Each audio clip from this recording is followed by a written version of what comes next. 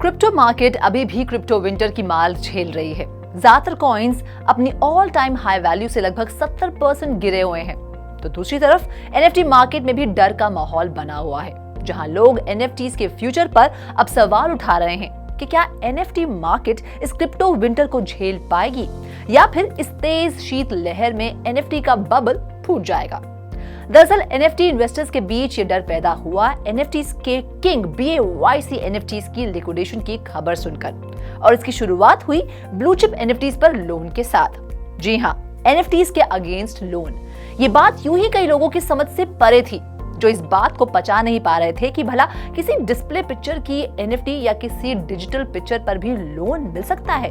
लेकिन पिछले साल जब डिजिटल एसेट अपने बूम पर थे और overall crypto industry bull market enjoy कर रही थी, तो मार्केट ने एनएफटीज पर लोन मिलते हुए भी देखा।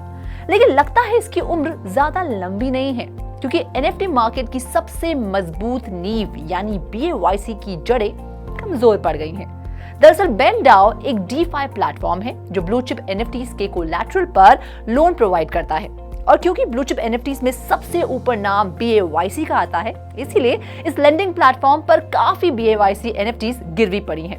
क्रिप्टो विंटर के चलते BendDAO पर गिरवी पड़ी ज्यादातर BAYC एनएफटीज अपने फ्लोर प्राइस से नीचे गिर गई। इतना ही नहीं, इनमें से 14 म्यूटेंट एप एनएफटीज 48 आवर्स के लिए होल्डिंग पीरियड में चली गई। यानी इस बीच अगर इनके ओनर्स अपना लोन नहीं चुकाते तो इन एनएफटीज को लिक्विडेट कर दिया जाता। वैसे इससे बड़ी प्रॉब्लम तो ये थी कि अगर इन 48 घंटों में इन एनएफटीज का फ्लोर प्राइस आउटस्टैंडिंग लोन की रकम से भी नीचे गिर जाता, तो शायद ओनर्स इसके लोन को ना चुकाना ही बेहतर समझते और इन्हें लिक्विडेट होने देते। और अगर लिक्विडेट होने वाली एनएफटीज के लिए वाकई कोई बायर्स नहीं मिले, तो BendDAO जैसे लेंडिंग प्लेटफॉर्म के लिए जाहिर तौर पर मुसीबतें बढ़ जाएंगी। वैसे आपको जानकर हैरानी होगी कि जिस वक्त BAYC की ज्यादातर गिरवी पड़ी एनएफटीज लिक्विडेशन की कगार पर थी, उसी समय क्रिप्टो पंक्स को अक्वायर करने वाले BAYC का फ्लोर प्राइस कुछ ही घंटों के लिए सही, लेकिन क्रिप्टो पंक्स के फ्लोर प्राइस से भी कम था, और ऐसा 5 महीनों बाद हुआ था। इससे पहले क्रिप्टोपंक्स ने BAYC को मार्च में अपने एक्विजिशन से पहले मात दी थी। वैसे BAYC के साथ क्रिप्टोपंक्स के इस हेड ऑन कंपटीशन के पीछे एक और वजह बताई जा रही है।